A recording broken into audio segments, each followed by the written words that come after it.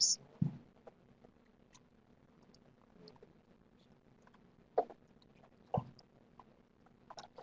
Welcome everyone to the webinar series organized by the World Bank Group's InfoDev Climate program.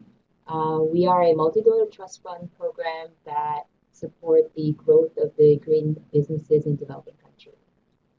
Specifically, we are supported by the Climate Business Innovation Network, which brings together accelerators and incubators that support green businesses in the countries where the World Bank InfoDev program has established climate innovation centers, but in the last couple of years to other countries such as Nepal and Bangladesh, India, and Peru, and many more places where we are also supporting the incubators and accelerators supporting green businesses. Today's webinar's topic is monitoring and evaluation. It's something that all incubators and accelerators do in different manners and breadth. And I think it has a tremendous potential to articulate success and an impact of the program, but also it comes with a fair set of responsibilities and methodologies and many more issues that make it a little more difficult than perhaps to conduct and then keep up the energy level among the staff as well as the those who are being supported by the programs. So today I'm really excited to have Ms. Sarah Craig and Mr. Yahia Elduzdar, who are our M&E specialists in our program, to share their insights, having worked with a number of climate innovation centers in the past, I would say 4 years almost. 4 or 5 years, as well as their insights on how M&E is a wonderful tool for strengthening and communicating success of the green business incubators that are supported by the Climate Business Innovation Network. So with that, I will give the floor to Sarah and Yahia. Great, yeah. Thank you, Jin, and thank you everyone for joining today. As Jin mentioned, the topic for this webinar is an overview of monitoring and evaluation for Cleantech incubators, or really incubators and accelerators more generally. For those of you from the CICs, you may recall a while back that we shared a questionnaire to get your feedback on your current M&E practices and also the topics that you would like to have covered in this presentation.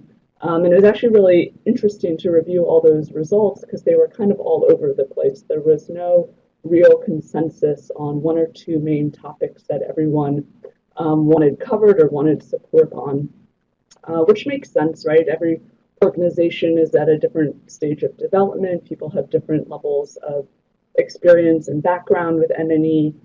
So what we decided to do today is have kind of a high-level overview of the key concepts, practices, terms as they relate to M&E for incubators.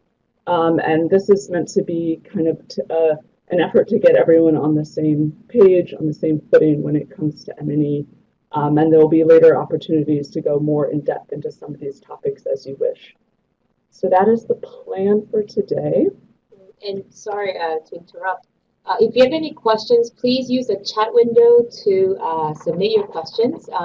And there will be moments where the floor will be open for questions, and I will catch all your questions to share with Yahia and Sarah. And of course, at the end, there'll be a general Q&A session as well. Thank you. I forgot to mention. That is very important. Yes, we want to hear from you. Okay, so really back to basics. Monitoring and evaluation, what do we mean? Monitoring is very straightforward, kind of tracking activities. Are you doing what you said you would do? Whereas evaluation is a little more complex, kind of meatier questions. Why a given outcome was achieved or not achieved, how something could be done better, more efficiently, what is the impact of this program relative to another program. And those are really the types of questions we want to be able to get to with an M&E system, right? It helps us be accountable to our donors, our clients, our partners. it helps us be more effective in the outcomes and impacts that we have. And it helps us be more efficient in terms of doing more with our resources. And so these are the things we want to keep in mind in developing an M&E system, and these are the objectives we want to reach. So today we're going to go through what we are calling the 6 steps of the M&E journey. For some of you, this will be familiar, hopefully a useful recap of some key concepts. And for others, this may be something entirely new that you haven't seen before, and this can be a good introduction to that. So we'll walk through each of these steps in turn, and always keeping an eye to the bigger picture of why we're doing this, right? It's to help improve our services, our operations, and better serve our clients to have more impact. Okay, so the first step is problem identification. And basically here, the idea is that you need to identify the problem that your incubator, your CIC, is intended to address. And this can vary, right? It could be the problem is sluggish and slow SME growth in your local market. Or the problem could be climate change and adaptation needs. Or the problem could be an underdeveloped entrepreneurial ecosystem. But depending on what your problem is, that will, of course, affect the types of services you offer, the types of clients you support. So it's important to have that, in mind from the beginning. If you're really trying to address climate change, then maybe you want to support clients that will have the most impactful products in that space. If you're focusing on an entrepreneurial ecosystem, then maybe you focus more on startup businesses that aren't, at the scaled stage yet. So there's no kind of right or wrong answer there, but it's important to be clear about what objective your incubator is aiming to achieve. And a way to get to that objective is to kind of identify the problem and then inverse it. So if the problem is slow SME growth, then the objective or impact you hope to have is supporting SME growth. If the problem is climate change, then the impact you're hoping to have is reducing CO2 emissions or improving access to clean water, right? And this can be a useful exercise, even if your incubator is already up and running, even if you have these systems in place. I wouldn't be surprised if there are lots of different perspectives, even within your team, on what problem you're trying to address or what impact you're intending to have. And this can be a useful check-in to make sure that your activities and your services are driving you towards achieving that impact. So problem identification is the foundation for all of the other activities. Once you have your problem identified, you want to develop an M&E system that will allow you to track your progress towards addressing that problem or achieving that impact. So throughout, we're going to have a few of these kind of food for thought questions. Unfortunately, in this format, we can't discuss it all together, but we hope this will be something you can think about throughout the course of this presentation or later on, something you can reflect on. So what is the main problem that your enabler, your incubator aims to address? Has that problem been defined either internally amongst your staff or externally to your partners, your clients, your donors? Or in other words, how would you define success for your enabler, and what is the impact you're hoping to have? All right, so the next step is developing a logic model. Once you have identified the problem that you want to address, you need to outline the specific steps that you will take to get there. And these steps in a logical sequence are what are referred to as a logic model, sometimes also called a theory of change.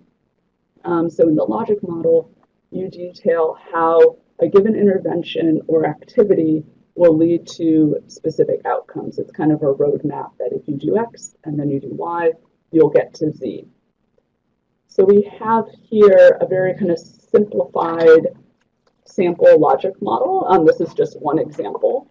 And this lays out the sequence for how we intend to achieve our overall objective, which in this case is climate mitigation and adaptation. So we start from the problem of climate change. We say our impact that we want to have is climate change mitigation and adaptation. And then from there, we back out what steps need to take place in order for us to get to that impact. So you can see this is kind of moving down the arrow here. So if we think about, okay, we want to mitigate and adapt to climate change. In order to do that, there needs to be widespread use of clean technologies. In order for that to take place, we have to have businesses that are producing clean technologies in the local market. In order to do that, we have to have businesses that have adequate support, access to finance, access to technical facilities, et cetera. And that's how we can kind of work down and to develop this logic model. One thing that is not showcased here are all of the underlying assumptions in this model. And I'm sure you can think of lots of assumptions that apply to each of these steps, right? We're assuming that whatever services we provide are relevant to those companies and they'll apply them to their business. We're assuming that there aren't other external factors in the market that are preventing their business growth. We're assuming that the clean technologies they produce are affordable and are actually used by consumers. And these are all assumptions that have to hold in order for this logic model to hold as well, right? In order for us to be able to move up to our impact. So if you're doing this exercise of developing a logic model, it's really important to be clear what those assumptions are and lay them out and how you will address them, you know, in different circumstances. Because if those assumptions don't hold, then it will severely impact your ability to address your ultimate objectives. And so in practice, if you were doing a logic model yourself, there would be many more arrows and steps. It would look more complex than this, but this is to give you a kind of an example of something that that you could start with. And another important point around logic models is that they are meant to be kind of living, dynamic documents, right? Over time, things will change, assumptions will change, and you can revisit the logic model and update it based on that, right? So that you're still on track to reaching your ultimate objectives. So some questions for you to think about. Does your organization already have a logic model or a theory of change? How do the activities that you're doing contribute to overcoming the identified problem or achieving your desired impact? And what assumptions are you making along the way that will ultimately affect how successful you are at that? Sarah, can I ask you a question? Yeah. Maybe to share, hopefully briefly, how you supported a CIC in developing a logic model, what kind of input you require from them, what kind of support you actually provided them, and how the logic model, in a very simplest form, could you actually share it, and whether they're different, they're different by the CICs? Mm-hmm. Yeah, that's a great question. So for the CIC network, we have a fairly kind of standard logic model across all of them. Although this is something that we could certainly tailor and tweak to each CIC's unique kind of circumstances, and we're definitely available to support that. I think a lot of the conversation around logic model that we've had with the CICs has come up as we've gone through indicators and results framework, which we'll get to shortly. But you'll see how that kind of fits in to the bigger picture, where we're trying to outline this logical flow from what's happening at the CIC or the incubator, where that leads to, and the assumptions along the way as we're trying to get to climate impact. Yeah, that's a good question, Jen. Are there any other questions? We'll pause here for a second if you want to enter any questions into the chat area. We'll have other opportunities later as well to address questions. So this isn't your only chance. Another reminder that this webinar is being recorded and will be available for those colleagues and your network that missed the opportunity to attend in real time.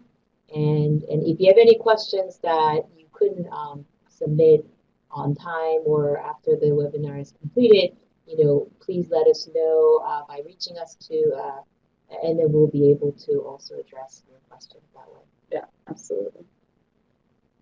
So I see that some people are typing questions, so we'll wait for those to come in.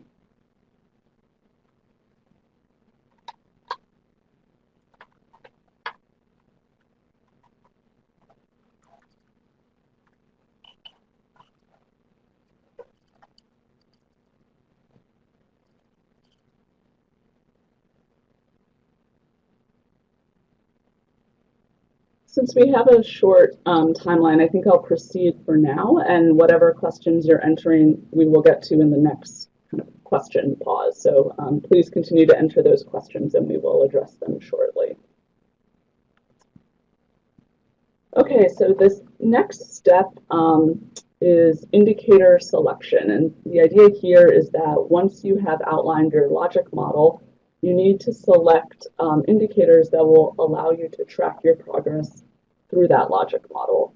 And these indicators together will form the results framework or the log frame. Those terms are usually used interchangeably. As you probably noticed, the steps in that logic model were fairly general. Clean tech companies grow. Okay, well, what does that mean? What we need are clear indicators that are precisely defined that we will use as our proxies or our measures of whether we're achieving that step in the logic model. So here we can revisit that same sample logic model, and you'll see in blue some sample indicators have been added.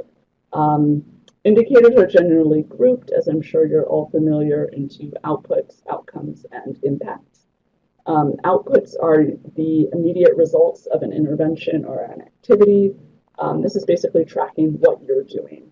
And at this stage, things are usually in your control, right? If we go back to that discussion about the assumptions and being explicit about what external factors are going to affect your progress. At the output stage, there are generally fewer assumptions and external factors. These are things that are kind of under your control. The outcomes are what we expect to result out of those outputs, right? By doing the things at the output stage, it will lead to these outcomes. At this stage, there's some more external factors at play, right? So you might expect businesses to grow as a result of the support you're providing, but that's not entirely in your control, and it's not even in the entrepreneur's control entirely either. So here there's a little more uncertainty. And then at the impact stage, this is even longer term, and there's even more external factors and assumptions that come into play if we think about what will be the result coming out of all those outcome levels. So if you are selecting indicators to go with your logic model, some tips to keep in mind. Of course, you want to be aware to what the actual steps in the logic model are, what changes you want to track that are relevant for achieving your impact objective. You can, of course, look at other similar organizations, best practices. There's no need to reinvent the wheel here. There are a lot of people who are measuring similar things, and you can take advantage of those standardized indicators and definitions. You want to track the things that are useful to track. That seems very obvious, but sometimes we lose sight of that, right? There are kind of infinite number of things you could look into or try to capture about your operations and the entrepreneurs you're supporting. But you want to hone in on the ones that will be most relevant, that will best demonstrate the impact you're expecting to have, and not lose sight of those core steps in the logic model. You also want to think about tracking the things that are feasible to track. That's another one that seems kind of obvious, but is also easy to lose sight of. So for example, revenues are often easier to measure than profits. Behavioral change can be really hard to measure, so you might want to think of different indicators that get around that.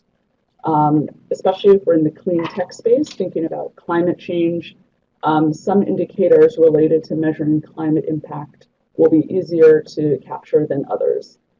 So it's important to keep in mind the feasibility and kind of rooting those indicators in what you'll actually be able to report against. It can also be good to have multiple related measures around your key objectives. So, for example, for tracking business growth, number of jobs created could be an indicator, or financing secured is another indicator. of course, you can have a business that's growing that is not securing finance or is not creating jobs. It can have, those things don't always go together. So it can be useful to have multiple measures of business growth so that you're not kind of missing part of that puzzle, right? You're getting a more nuanced view of what's going on. And for those key steps that you want to demonstrate, that can be really useful. For a similar reason, it could be good to have a mix of quantitative and qualitative indicators. That gives you a more nuanced view as well of what's going on. And then for all indicators, you want to have precise definitions. You want to be clear about how you are defining and measuring these indicators so that you're consistent across clients in your portfolio, you're consistent over time, and consistent across different maybe staff members in your incubator who are collecting this information. So this might be an interesting question. I know a lot of you are probably locked into certain indicators already, but if you could go back and start all over again, which indicators do you think should be included that aren't in there now? Are there things that we're kind of missing the boat on when it comes to measuring the performance of your incubator or your clients? I think it's a great question because I was thinking about what do I actually track for CBIN activities and what we could do better. And I think the easiest thing to count for me is the number of partners and the list of partners. But I think the nuance could come in, what kind of partnership I'm actually making with these. And I think I should maybe give that story to you when I report to you to make it more a fuller story. Because I think having, saying that I'm working with 8 partners is not impactful. It doesn't actually mean too much. So I'll remember to do that. Yeah. So what are you getting out of those partnerships? Right. Next which makes it a little more difficult, but I think that's why we do this. Right? Yeah, exactly. And we're always available to help, Jen. I know.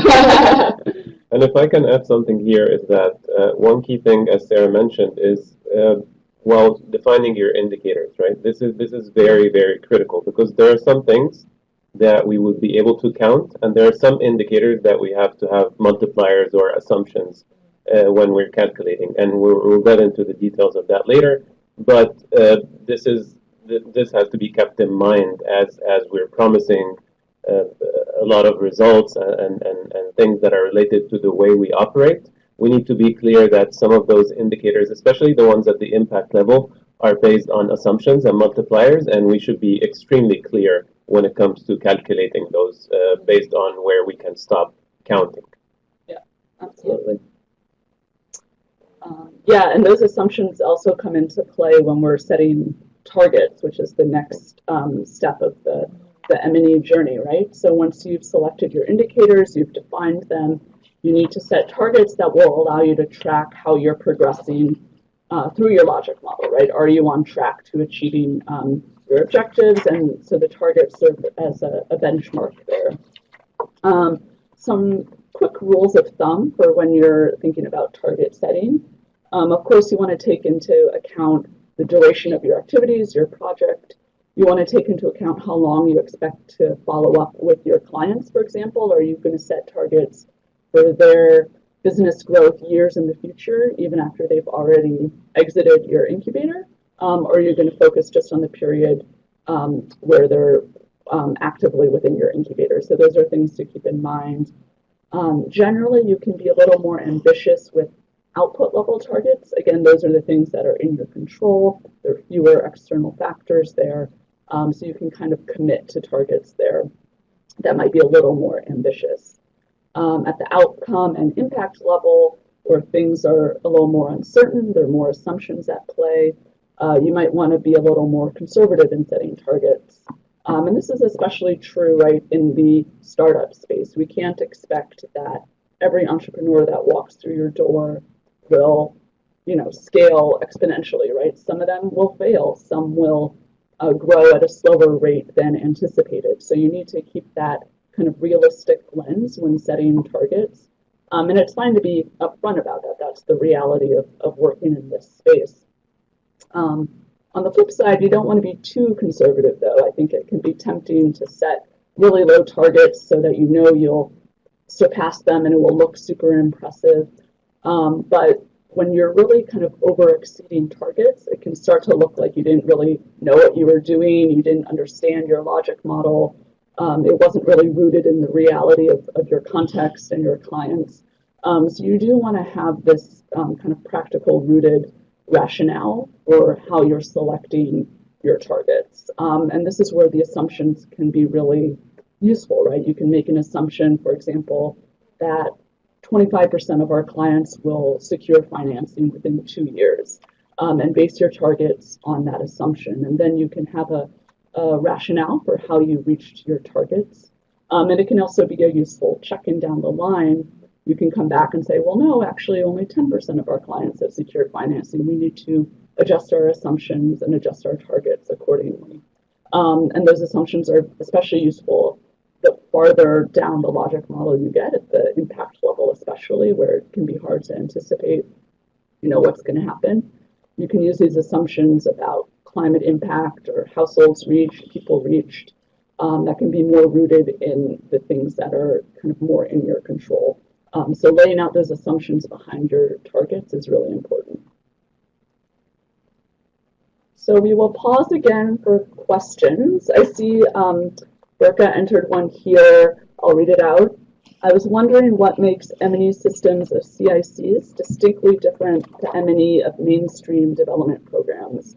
So that's a really good question. I don't know if mainstream development programs, you mean other incubators not in the clean tech space, but I think there are kind of two maybe levels of distinction there. When dealing with incubators and accelerators, that is a very challenging environment to work in. I think we can all agree the startup space is very challenging. Tracking growth of these businesses is very challenging. And so there's a lot of complexity there that is outside of your organization's control, right? Both in terms of the progress of the clients and also trying to measure and track what that progress is.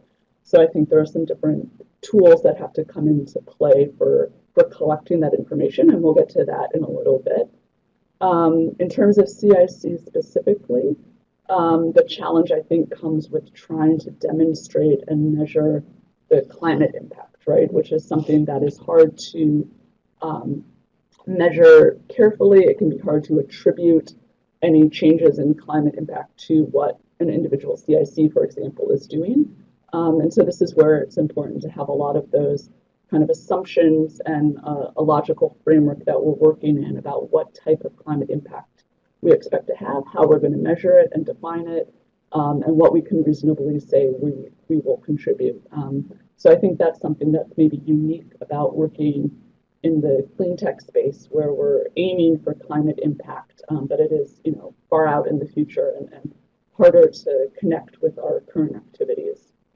And if I can add to what Sarah just mentioned, I think if I understand the question correctly here, I think the main aim or the common theme across those mainstream development programs and the CICs is the growth of the businesses. So we're all targeting business growth. We're all targeting job creation. I think what makes CICs unique, as Sarah mentioned, is that we're trying to hit that with the juncture of climate as well, which makes it extremely difficult because sometimes job creation and business growth does not necessarily have to mean a climate impact. And this is what makes our job more challenging, to kind of address some of those. But if the main goal of your program is just to make businesses grow and create jobs, it doesn't really matter if they're producing clean tech products or, digital mobile applications. It doesn't matter. At the end of the day, it all depends on where do you want your story to stop? What do you want to report back to on? In our case, our money that we get from the donors is labeled as climate money, so we have to have some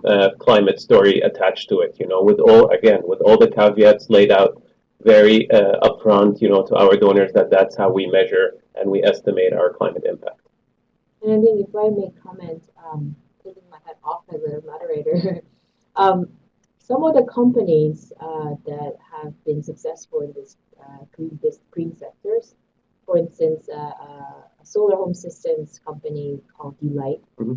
If you go to their webpage, and similar companies in this field, they actually promote the impact that they have generated based on the number of equipment that they sold. And it often includes indicators such as, number of households reached, how many kilowatts or sometimes megawatts of lights have been provided, how much, how it contributed to the women and children's well-being because of the provision of electricity and light.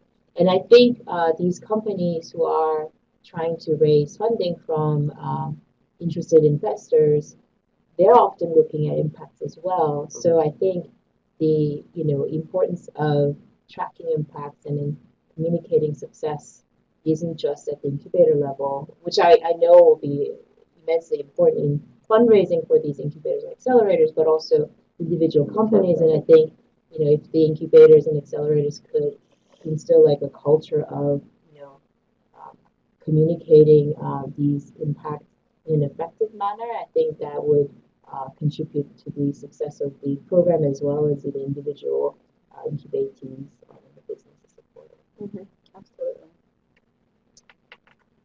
All right. I know people have started typing, but they have not submitted questions, so please don't be shy.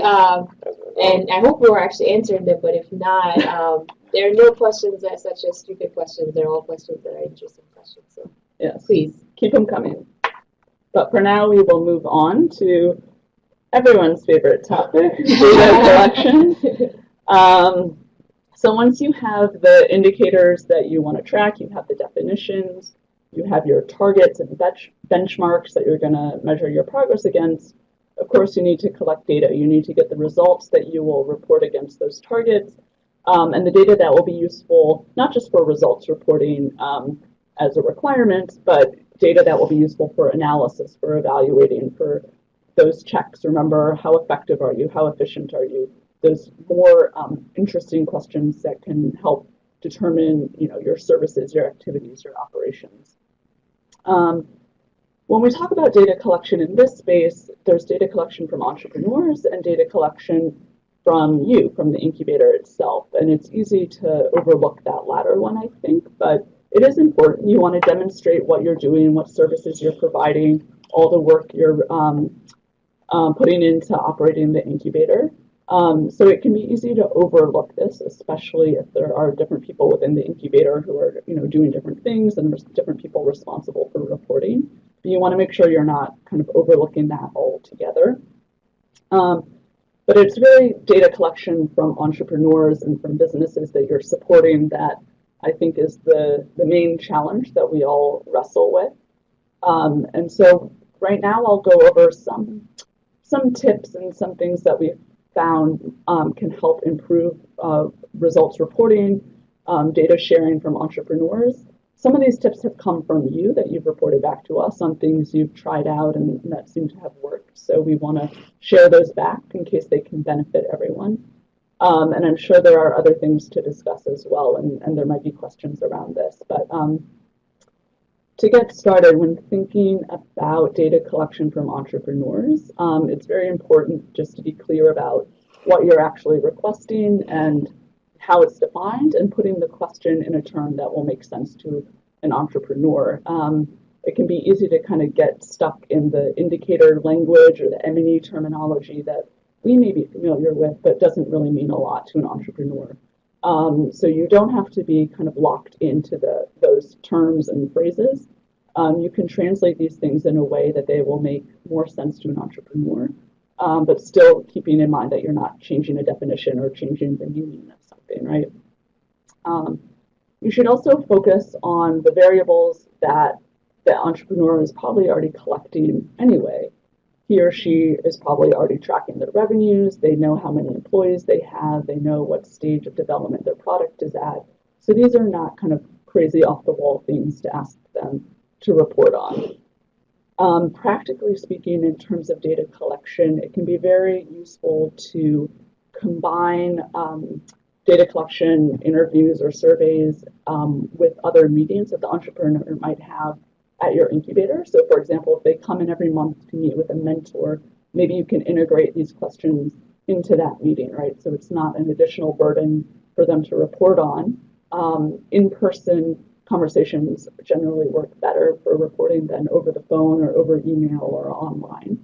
And those in-person conversations also allow you to get more kind of qualitative information around it, right? So it's not just a cut and dry, please provide me these numbers and that's it. You can have more of a conversation around what's going on at the business while still collecting those key pieces of data that you need. It's very useful to have standardized tools or platforms for data collection.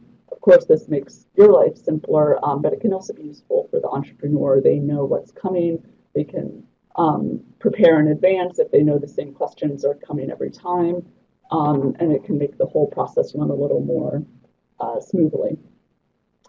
And then it's also a good idea, if you can, to try and set expectations at the beginning. At the time an entrepreneur enters your incubator, your CIC, lay out what your results reporting expectations are. You will contact them every quarter or every 6 months or whatever it is.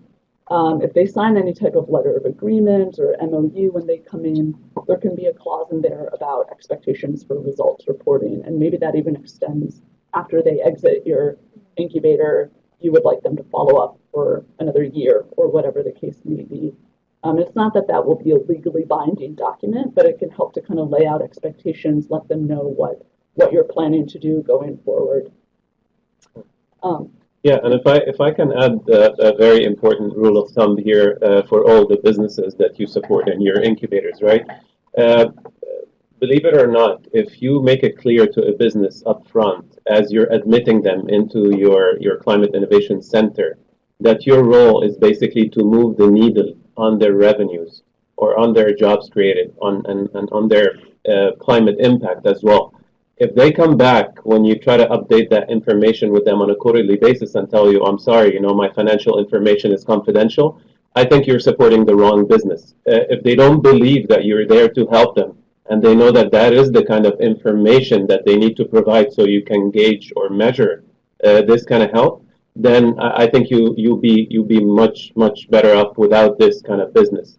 I know in the environments that we live in, we all live and breathe conspiracy theory.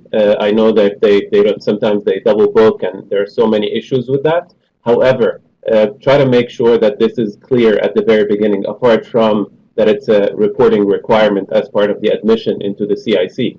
Let them know that that's the only way where I can measure your success. I want to make you bankable. I want to make you investable at the end of that journey during incubation, and I want to see you being able to raise additional investments, whether during incubation or post-incubation. Yeah, that's great. And that connects, I think, also to kind of incentives for entrepreneurs to reporting and what are they getting out of it, which we'll go into a bit more now. But it's important to think about how the entrepreneurs themselves can also benefit from the information they're providing. So I don't mean incentives in terms of like financial incentives to them, but sharing with them analysis of the data they're providing or profiles of their business or things like that, where they can actually see that they're getting something out of this partnership as well. And I think many companies, if they're invested by an impact investor, it's even more rigorous that the companies are actually providing not only confidential financial information, but also jobs created. I mean, they have their own metrics. So I think for green businesses in developing countries especially, are almost bound to have to do this. And I think if we could help them sort of get used to it, I think that would be another role that the incubators could play in supporting these businesses. Yeah, it's preparing them for that next level of reporting. Yeah.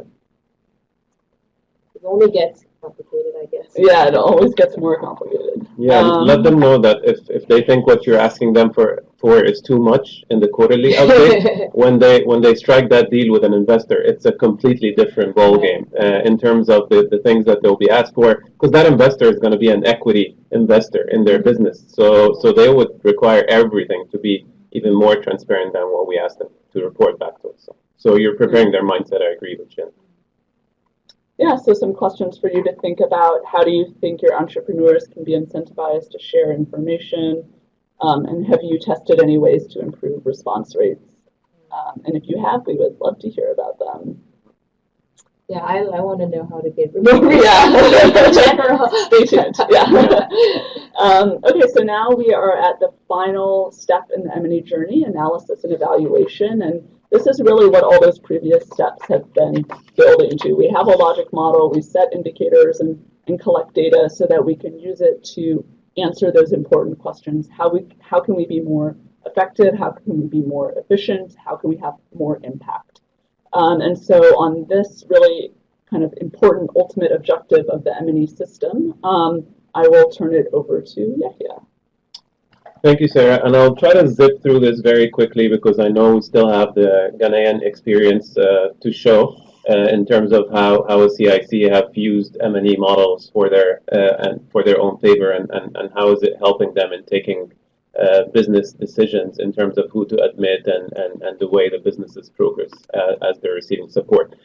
So just like Sarah mentioned, with the importance of each and every step of the M&E journey here, it's really important to start digging deeper into the data. And again, we all know that analysis, evaluation, and learning is not going to happen unless you have a robust, rigorous data collection mechanism in place. And that's how it all started in parallel to the way that we've been trying to build a certain structure or a data dictionary to collect variables that would not only feed our reporting purposes, which are basically the standard results frameworks that you receive from us every quarter to fill in and to report back to our donors, but we also wanted to help you in terms of what other variables are really important for you to get something out of, or to start testing some of those hypotheses and assumptions that we built in earlier into our logic models and into our problem identification.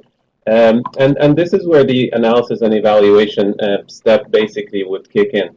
As we all know, I mean, if you provide more learnings and more deep insights in what you're doing, that gives you a lot of accountability and credibility, not only to the people that are providing you money, but also to the businesses that you're supporting. And that is where the clarity on those things should be stated up front. For each and every single variable that we built into our data dictionary, with all the different forms that we collect at the different touch points, either at the application stage or at the service provision stage or at the quarterly client update, all these should be linked together. And if we cannot draw some learnings coming out of this, that means that either we're not looking at the right variables, or we're not collecting data as rigorous as we should be. So that said, maybe I can go over a couple of very quick examples here before I turning on to Ghana CIC. In terms of some of those things that we can show out of learning, basically, that do not show in our standardized results framework, let's say, the movement from one stage of development to the other of our prototypes and the products that we're supporting. So we all know that in our data collection forms, we basically have 4 different stages of development for a product. They come in at ideation, they do a little bit of testing, and then they move to R&D, and then they move on to commercialization. And this is where the benefit of capturing the baseline of those prototypes at entry stage or at the application stage is extremely important. And that's where also it is very important to update that progression in terms of the stage of development with every quarterly client update that we do. Is that enough in terms of an analysis and learning that you can connect this with the growth in business revenue? So of course, everybody wants to correlate the movement from one stage to the other and link that with the growth in the business revenue. That makes perfect sense. But a one-off showing is not enough to say that that's a clear finding, So let's bring in businesses that come in at ideation because they seem to be the ones that would progress more in terms of the different stages of development, and they would reach commercialization very quickly, rather than bringing in businesses at commercialization where they're already profitable enough or they're already post-profits. And this is where this is going to have the biggest development impact. But how learning and analysis would kick in there is that the ability to add more variables to that finding to test that hypothesis is really important. So as I said, if you don't see trends, start adding more variables to it. Add the jobs angle to it and see, is it only enough to just look at the movement and stage of development and correlate that with revenues? Or if I add also a third angle to it, which is job creation, because I'm already promising that I need those businesses to grow and job creation is a key indicator for me to show, then I would need to link all those three variables together and get a better picture to see which ones have moved from one stage to the other, but also created the most jobs. And this is where analysis would be really beneficial to you. And this would help you definitely in your selection process in the next round or in the next cohort of applications. So this is pretty much a very quick example. Last but not least, in parallel to what we've been doing for the past 2.5 or 3 years working with the different CICs, where we're working on this online prototype that would link your data collection efforts, whether it's through SurveyMonkey or other different ways and means of doing this, to an analytical tool that can give you analysis on the spot. Once you enter this data, you get visuals, you get dashboards, not only for you as CIC staff managers, but also it gives something to your businesses. So we've been working on this. We've been piloting it with the Kenya CIC for almost 1.5 years now. We've had a lot of consultations with the different stakeholders, the businesses supported, the CIC managers, and also some of our team members here, like the early finance team. We've seen it once that they've gone through a mission to Kenya CIC to take stock of all the businesses that are there. What are their financial status? Can we start looking into some of them as potential investees? So all those questions supposedly are going to be answered through that online prototype. I'm going to be presenting this into more details, of course, during the South Africa CBIN network meeting. And we're going to use a couple of solid examples from CICs who already have solid databases to show this. So stay tuned for that. It's a pretty cool tool that we can all start using, hopefully by the end of the fiscal year or by June 2018. If I can also look at the questions, so right now, so should we move to Ghana and then we can answer the question? Okay, so maybe with that we can move it to Daniel and John in Ghana to give us a very quick perspective in terms of how they've used M&E for their own benefit, and in terms of what are their expectations and next steps taking M&E to the next level.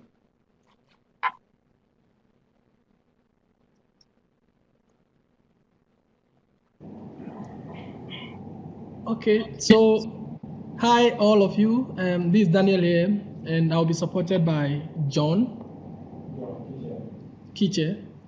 All right, so I'll be very specific, and thank you Yahya, Sarah, and Jean for taking us through that steps.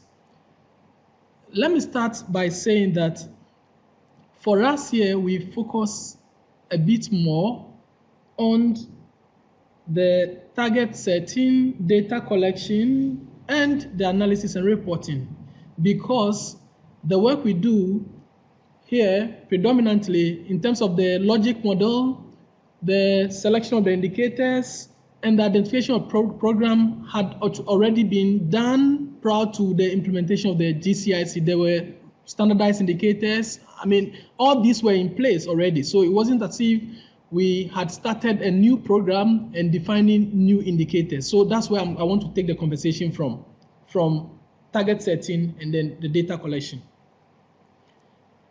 All right, next slide, please. Good.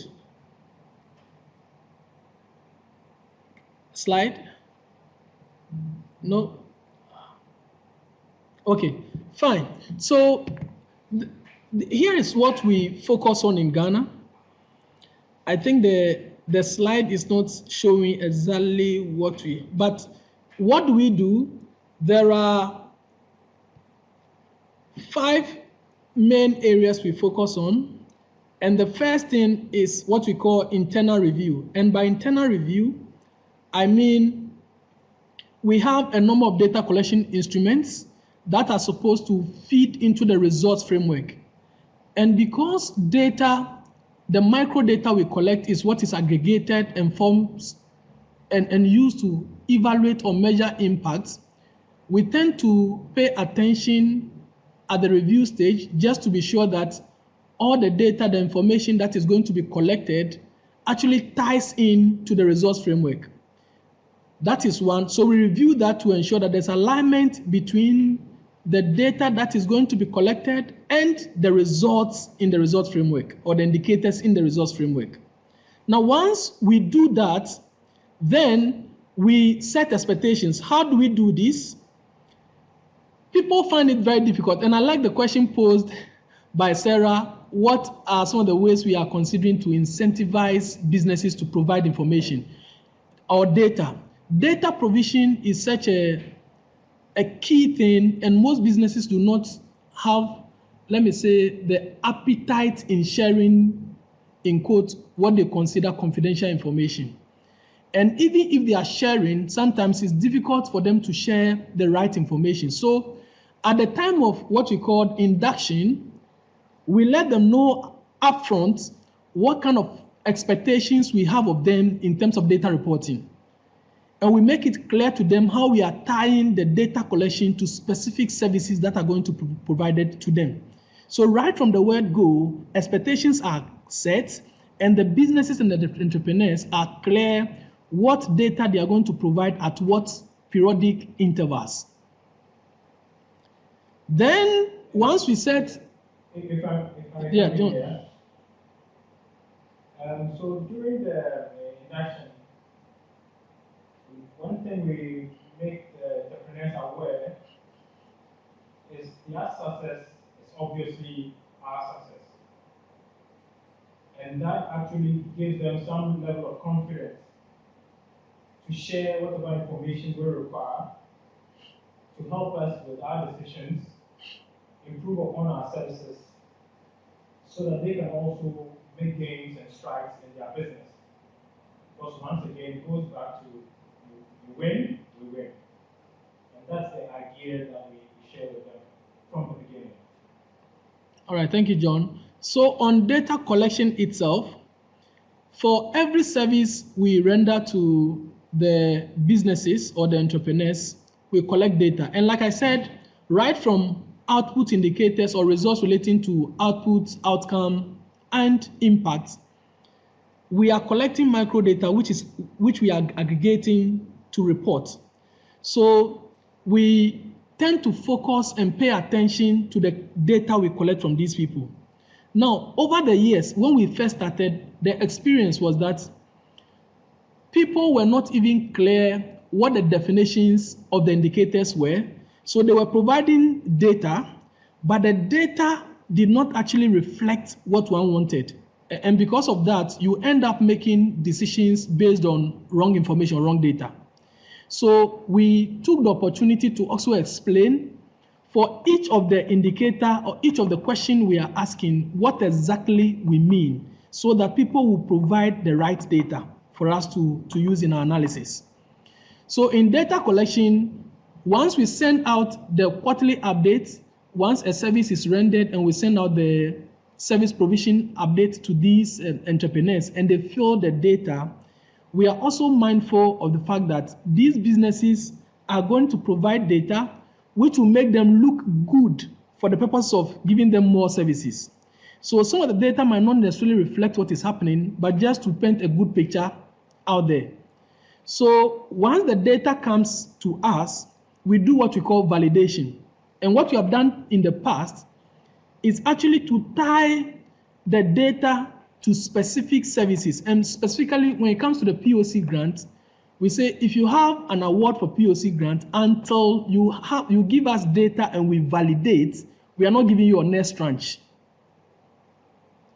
So these businesses are therefore mindful, knowing that if we don't provide the right data we have, these people will come and confirm, and once it is not right, we might end up not getting the monies we want. And most of these businesses in-house, excuse me to say, or sorry to say, they are there for the purpose of the money, but we are trying to have a mindset shift, which is why we are introducing all these elements, just so that they know that they are working to achieve a particular objective. Now, once we do the validation and satisfy ourselves, then we do the periodic reporting to World Bank and any other stakeholder who will be interested in the work we do. Now, over the years, over the past year or a year and some months that we've been on operation, we've used consistently some of the information and the data we've collected to improve and shape the way we organize ourselves and even render services to these businesses. So the issue of POC and the issue of POC grants and tying that to data collection was not initially part of the process. But because of the lessons learned regarding people providing information, people being reluctant to give the right data, we thought it wise to now bring it as part of the process. And so going forward, it's going to form, even before you get a POC award or grant, how much information have you provided us in time past, and that will form a major percentage of the award of the POC grant. So not only in terms of disbursement, but in terms of the award. And this has clearly been communicated to the participants and the businesses in the house to bear in mind as we work with them. The question we've had to ask ourselves and to them has been, like John said, if you give us wrong information, wrong data, because you want to look good, we as an incubator will take wrong decisions which would affect you. Because every decision we take as an incubator has impact and effect on your business. And so the response has been great, and we are using this information to shape the way we work going forward. Now, one of the things Sarah also mentioned, and for which I think is very, very relevant to our work, is target setting. Let me say that for us, we didn't have the opportunity to start as early as envisioned. And so ideally, you would set, and that's what we did, but there have been a number of revisions to the target that we've set. And so going to 2017, when the revision period came, we had gotten enough data or actual results, which would be better to use as results rather than target, and based on that to set targets into the future. What do I mean by this? We were supposed to set 2017 targets. However, because the 2017 year had ended, it made a lot of sense to use the actual results for 2017 so that based on that, you can set realistic targets going forward. So what we have done is to use actual results for 2017, calendar year 2017, and build on that because it's giving us the experience working with the people, it's giving us the interaction working with the people, and the actual feel of what each of the indicators look like, what results we are likely to get, and that is informing the target from 2018 going forward. So this has been our experience. We're still learning and firming up a lot of things, but we think we've learned a great deal of lesson that is gradually, or in all fairness, also helping us to shape the way we work. If there are questions, we can take them. If not, then we can address some of the questions that I've seen there. Shared afterwards, so thank you. You'll be able to see and these are the the lessons we wanted to share with you. But thank you again, Daniel and John. Ghana CIC has really done a lot of interesting, kind of innovative, experimental things around their data collection to improve and maximize what they're getting. Hello. So it was great to have them share some of those experiences. Hello. I know we're about at the end. There are a few questions here that I want to get to. If there are any other questions, especially any questions for Daniel or John, please enter them, and we'll just run a couple minutes over as we try to get through these quickly. So there's a question from Daniel. How do you do impact measurement, generating impact indicators for CICs or enablers when the data collected from the programs at baseline is not really impact evaluation related? So that's a really good question. Impact evaluation, when we talk about impact evaluation, we're usually talking about impact relative to something else. So the impact you get through this program compared to the impact of another similar program, or a counterfactual, what would have happened if this program wasn't offered, things like that. And that's really kind of rigorous and robust evaluation. It can be great to do. It's also very time consuming. It can be expensive. And so it's not always feasible for everybody to do this type of impact evaluation where you're kind of comparing the impact relative to something else. So when we talk about impact measurement within the context of our logic model or results framework, it's focused not in comparison to other programs, but the ultimate outcome of what we expect to result from the activities or the entrepreneurs you're supporting. So this is coming back to, what do you expect these businesses to achieve? What do you want to measure?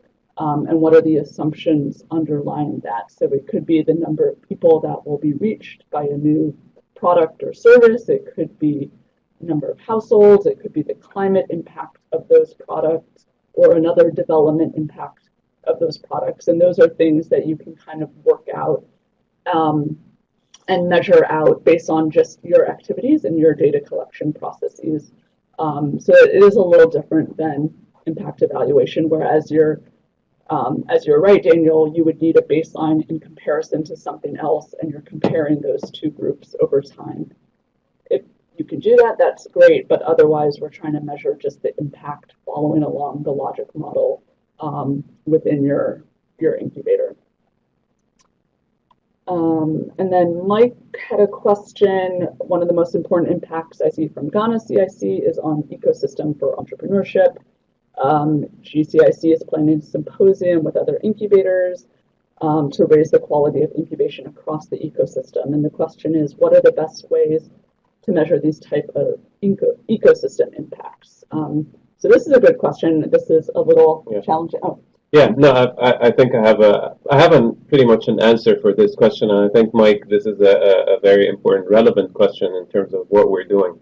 The way I think we will be able to measure this and how it's being built right now in the data collection mechanism or data dictionary that, for example, Ghana is using right now across, that is coming mainly from the different forms that we collect the data is, remember, one thing that we measure through those data collection forms is the partnership between the Ghana CIC and service providers out there, or people, or influencers, mentors, coaches, trainers, everyone out there. So this kind of information we do have. And in those kind of forms, we also measure the effect of those partners or their role within that ecosystem.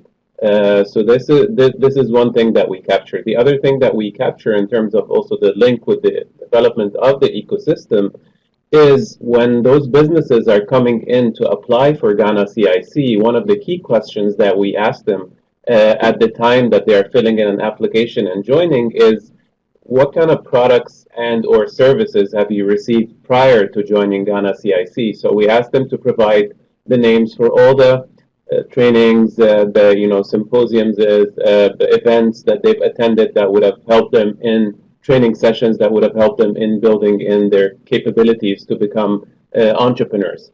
Last but not least, also one key question that we ask businesses about during the quarterly client update is, what other services have you received during that last quarter outside of Ghana CIC? Because for the ones that are provided to them through Ghana CIC, we can easily measure those. But it's very, very important for us to also know with which players in the ecosystem have they linked to throughout that last quarter. And then we can draw some sort of a full ecosystem map where we start by those small bubbles that represents all the businesses that we support, all those service providers that we've partnered with as Ghana CIC, and then we can start drawing some links with the external ecosystem. So that's a way that I see that we can measure the impact on the ecosystem, and we'll be working on this through the tool that we're about to launch by the end of the fiscal year. And to tie it back, this question as well, to some of the steps in the M&E journey, I think an important first step when looking at the ecosystem impacts would be to kind of logically work out what kind of effect would you expect to see on the ecosystem. Are you expecting to see more incubators, more partners working in this space, more startup companies forming? And once you kind of can work out what you might expect to see from this type of engagement between incubators, the symposium, et cetera. And you kind of work out what ecosystem impacts you expect you could have.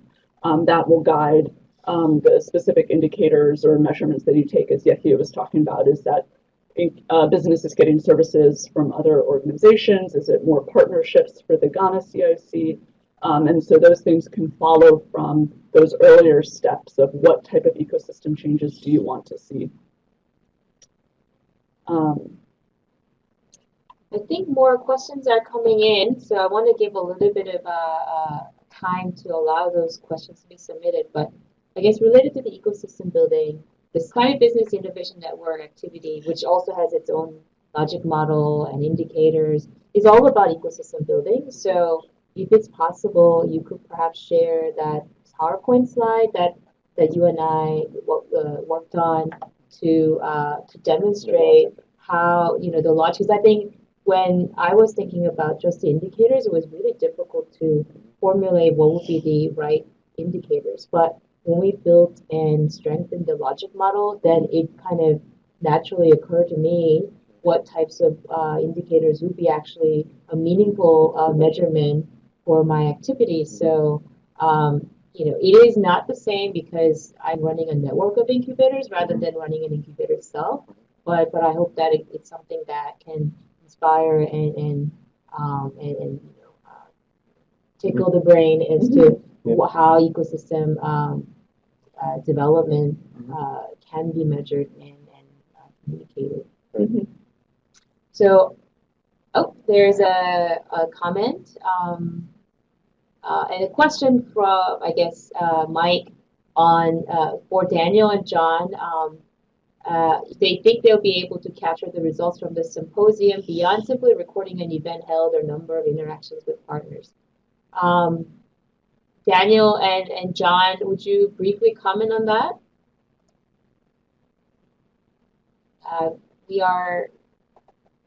John's microphone has been opened.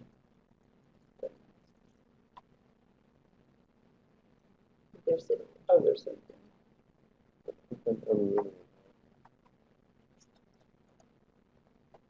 So we can't hear you currently. Have you unmuted yourself?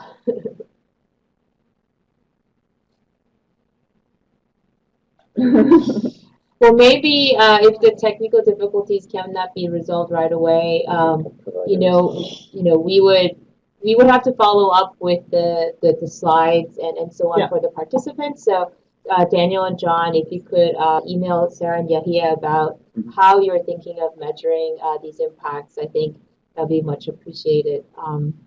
And finally, Burka's comment has come in, and I will read.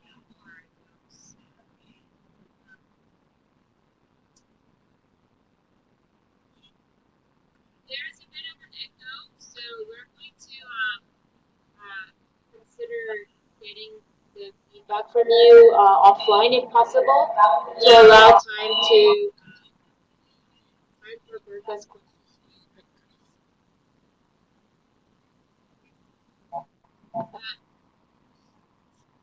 No.